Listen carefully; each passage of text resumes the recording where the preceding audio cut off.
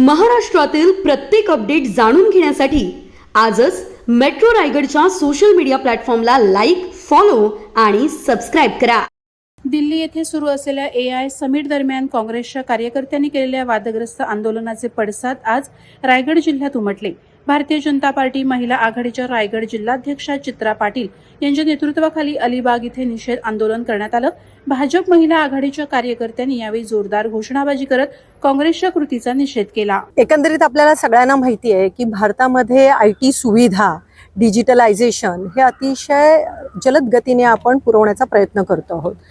ज्या पण काही आंतरराष्ट्रीय ज्या स्तरावरच्या गोष्टी असतात, म्हणजे G20 असेल किंवा एखादं समिट असेल, ऑलिम्पिक सारख्या गोष्टी असतील, तर हे करत असताना त्या गोष्टीचा पाठपुरावा करणं आणि त्या गोष्टी आपल्या देशामध्ये घेऊन येणं हे आपल्या एका देशासाठी प्रतिमेची गोष्ट असते.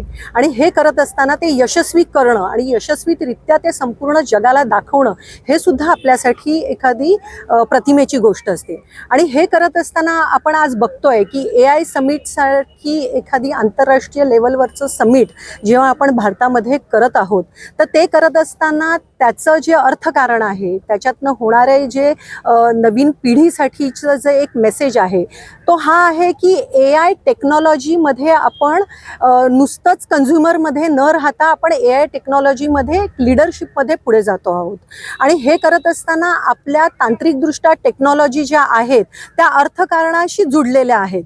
आणि ते करत असताना जेव्हा AI समिटसारखं जेव्हा आपल्या देशामध्ये जेव्हा समिट होत आहे, तेव्हा युवक काँग्रेसच्या माध्यमातून तिथे अतिशय बौद्धिक दर्जा कुठेतरी खालावला गेलेला दिसला. त्यांनी त्या ज्या प्रकारे विभित्सपणे तिथं निदर्शनं केली, त्याच्यामध्ये आपण संपूर्ण जगामध्ये आपली भारताची प्रतिमा ही खाली गेली.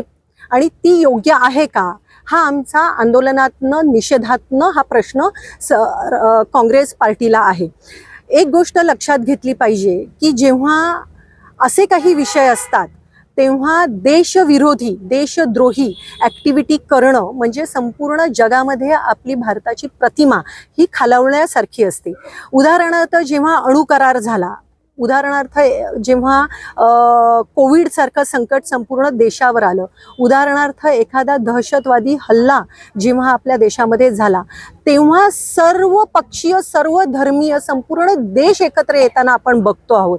जेव्हा AI समिटसारखं जगातलं समिट अतिशय पुढच्या 50 वर्षाला तांत्रिकदृष्ट्या पुढे घेऊन जाणारं समिट जेव्हा भारतामध्ये होत आहे, तेव्हा युवक काँग्रेसच्या माध्यमातून राहुल गांधींच्या मार्गदर्शनाखाली अशा प्रकारचा निषेध करणं म्हणजे संपूर्ण AI समिटला च्या प्रयत्नाला कुठेतरी खालच्या पातळीवर नेण्यासारखं नाही आहे का?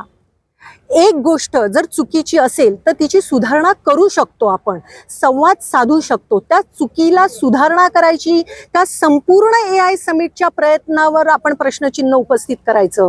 देशामधून अनेक त्या AI समिटमध्ये प्रतिनिधी आलेले होते. बहुसंख्य म्हणजे 50हून अधिक आंतरराष्ट्रीय लेवलवरचे तिथे समिटमध्ये आले नव्हते का? आलेले. अनेक बहुराष्ट्रीय कंपन्यांनी त्याच्यामध्ये भाग घेतला होता का? घेतलेला. तिथे MOUs घडले नव्हते का? घडलेले. मग ह्या सगळ्या प्रयत्नांवर तुम्ही नकारात्मकतेने प्रश्नचिन्ह उभं करू शकता का?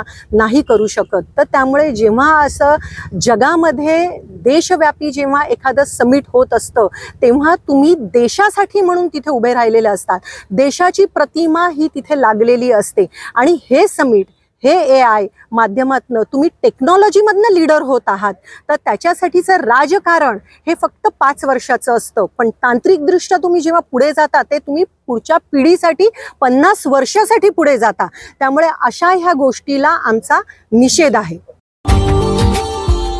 Subscribe now and press the bell icon. Never miss an update.